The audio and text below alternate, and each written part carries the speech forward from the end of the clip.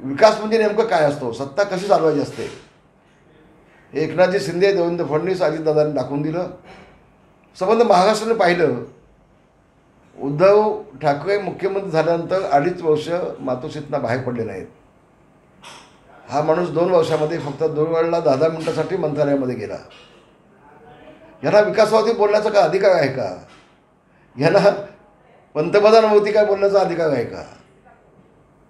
समोरच्याकडे एक बोट दाखवतो तेवढ्याला शिल्लक असलेली बोटं आपल्याला असतात. ह्याचं भान उद्धव ठाकरेंना झालंच नाही. ते बेफाम बेछूट फक्त समोरच्यावरती आरोप करणं, अतिशय निंदनीय असं खालच्या लेवलला जाऊन बोलणं, तोल गेल्यासारखा त्यांचा हे महाराष्ट्राने पाहिलं आजच्या निवडणुकीमध्ये. तुम्ही स्वतः काय केलं ते सांगा ना लोकांना. समोरचा नालायक ज्याला म्हणतो त्यावेळेला आपण लायक असतो असातला अर्थ होत नाही, हे लोकांना तर कळतं.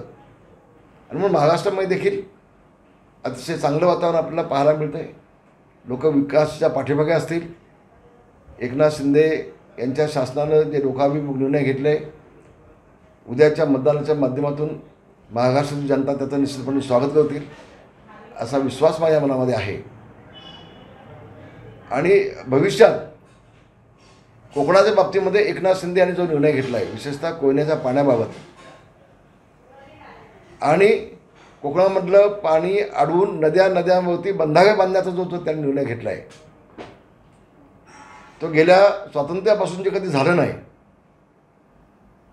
तो निर्णय एकनाथ शिंदे यांनी घेऊन माझ्या कोकणवासियांना न्याय देण्याचं काम निश्चितपणे केलेलं आहे. आणि म्हणून एबीपी माझा, उघडा डोळे बघा नीट.